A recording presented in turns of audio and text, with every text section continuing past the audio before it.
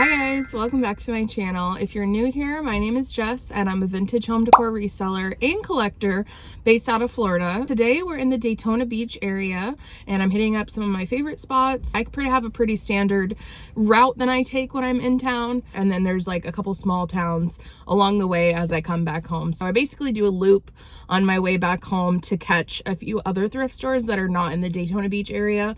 So pretty jam-packed day normally. It's currently around 12 o'clock. So if that sounds like fun to you, come along with me for the day and we will thrift together. I probably won't talk on camera, but I might do a voiceover. And then when I get back home, I'll do a haul of all the stuff that I got.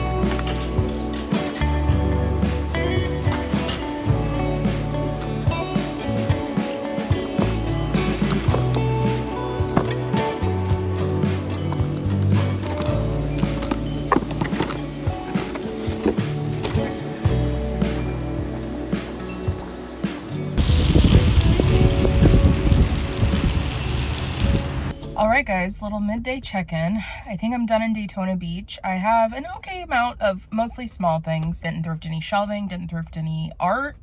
I don't think I thrifted a single piece of art here, which is actually kind of unusual because that's something that I pick up a lot, but probably for the best because I have enough. But now that we're done in Daytona Beach, I'm gonna head down to an area called DeLand.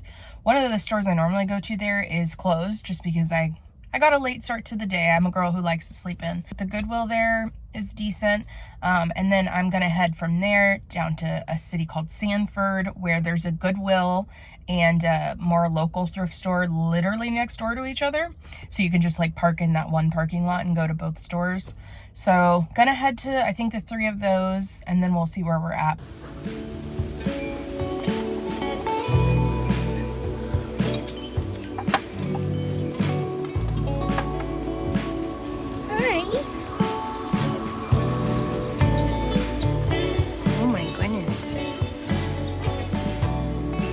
Free reign of the place, huh?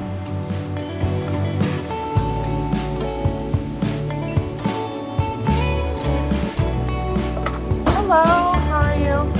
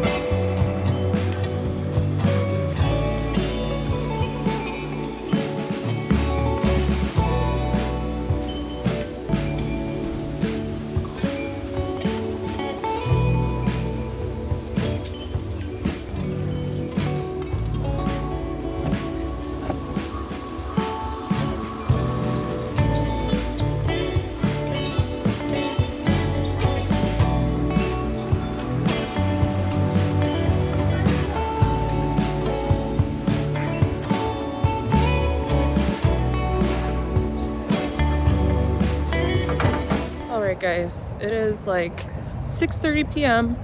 I'm pretty fucking tired, honestly, and the last couple stops have walked out empty-handed. Again, since these are on my way, it's not like the biggest deal in the world. But yeah, sorry, ignore the shitty video. It's dark out. I think that's gonna cut it for the rest of this evening. I lied.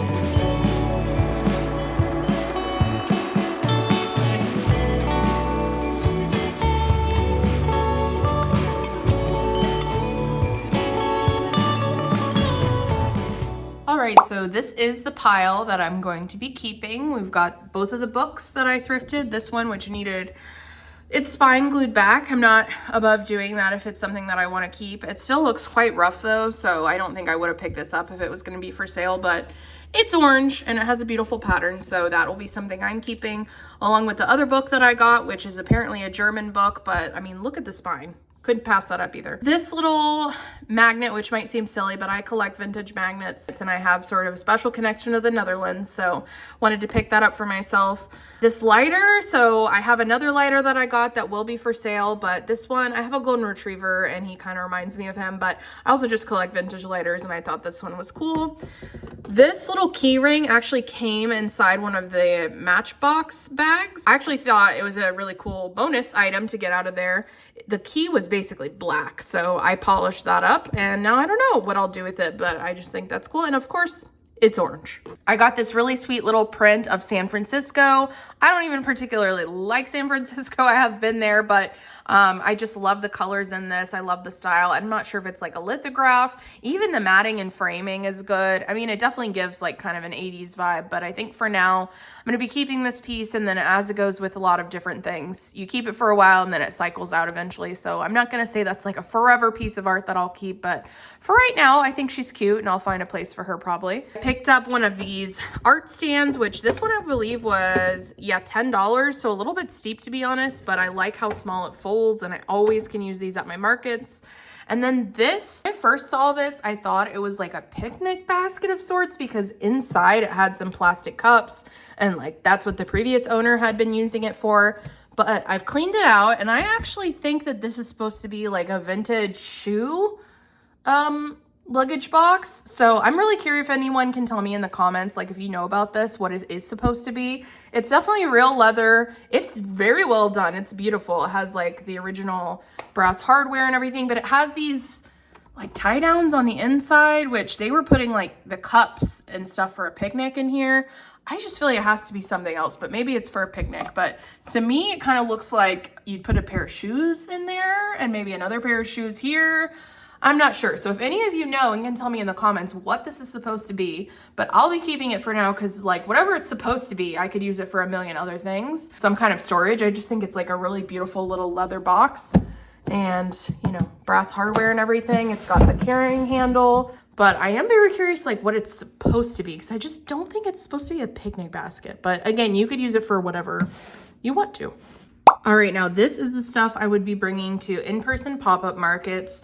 There's a rationale behind really every item and why it would be a candidate for a pop-up market and not Etsy. But like this, for example, is way too big. I would never really want to ship that. I also just think this type of stuff, like a wine rack, does better in person because people are able to really look at it. Like look at how big it is and that kind of thing and see if it would work for their space versus Etsy. You know, they're looking at the dimensions and kind of measuring, but I tend to think people just prefer to pick up this stuff in person and then I can make a better profit margin on it anyways because I don't have to deal with shipping. The mirror and the tomato pincushion, those are part of these collections that I'm trying to build for big markets that I do. So I'm basically in the process of collecting as many of these as I can to make sort of a little vignette display at a market I have coming up. This bottle opener is an example of something I really would never sell on Etsy because it's just too small and I don't think the profit margin is there. Like I think I got this for $2. I would probably sell it for maybe 8 or 10, but once you take out all the Etsy fees and the shipping and whatever, it's just not going to be a piece that you'd want to sell necessarily online, but I thought it was cute, worth picking up. It's brass.